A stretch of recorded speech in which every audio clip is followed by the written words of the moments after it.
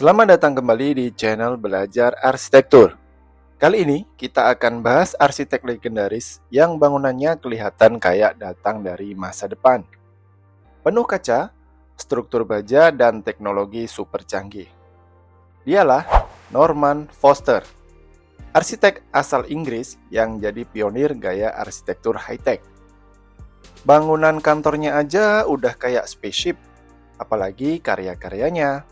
Yuk kita bongkar siapa dia, bagaimana gayanya, dan kenapa dia bisa dibilang arsitek masa depan. Norman Foster lahir tahun 1935 di Manchester, Inggris.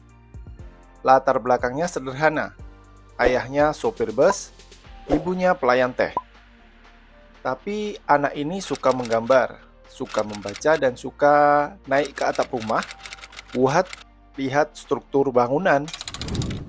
Setelah lulus dari University of Manchester, dia lanjut kuliah ke Yale di Amerika Serikat.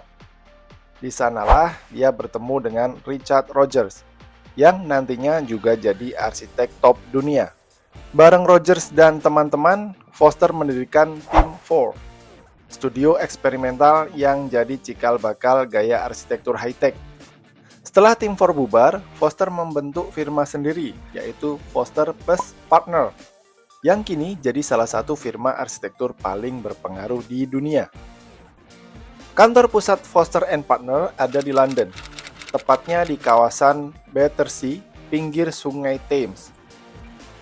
Bangunan kantornya penuh kaca, dengan struktur baja terbuka, meja kerja terbuka, dan suasana kolaboratif banget deh.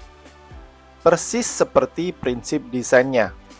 Tapi nggak cuma itu, Foster juga punya kantor regional di Singapura yang jadi pusat operasional untuk proyek-proyek Asia Pasifik. Jadi kalau kamu arsitek Indonesia dan pengen kerja di sana, siapin CV dan juga mental, karena saingannya global loh. Norman Foster dikenal dengan gaya arsitektur high-tech. Ciri khasnya apa? Yaitu banyak kaca, struktur baja terekspos, bentuk ramping, dan selalu ada sentuhan teknologi di dalamnya. Foster percaya bahwa bangunan harus efisien, ringan, dan ramah lingkungan. Buat Foster, arsitektur bukan cuma bentuk, tetapi juga sistem.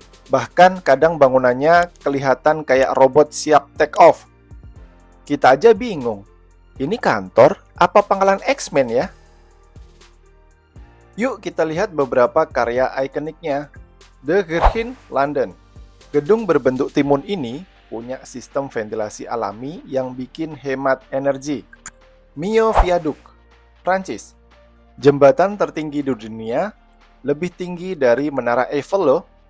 Hearst Tower, New York. Gedung pertama di New York City yang dapat sertifikasi hijau dari LEED Gold. Dan tentu saja Apple Park, Cupertino, markas Apple yang mirip UFO. Foster mendesain ini langsung bareng dengan Steve Jobs. Desainnya melingkar sempurna, penuh dengan detail teknologi dan prinsip ramah lingkungan. Norman Foster adalah pelopor desain yang menggabungkan teknologi, efisiensi energi, dan futurisme. Proyeknya tersebar di lebih dari 50 negara, mulai dari proyek bandara, museum, kantor pemerintahan, sampai stasiun luar angkasa. Ya, benar. Foster juga kerja bareng NASA untuk desain habitat di bulan dan Mars. Jadi, kalau arsitek lain ngincar tender rumah klaster, Foster ngincarnya tender planet. Dari Norman Foster kita belajar bahwa arsitektur bukan cuma bikin bangunan indah, tapi juga tentang solusi, inovasi, dan masa depan. Terima kasih teman-teman sudah menonton belajar arsitektur.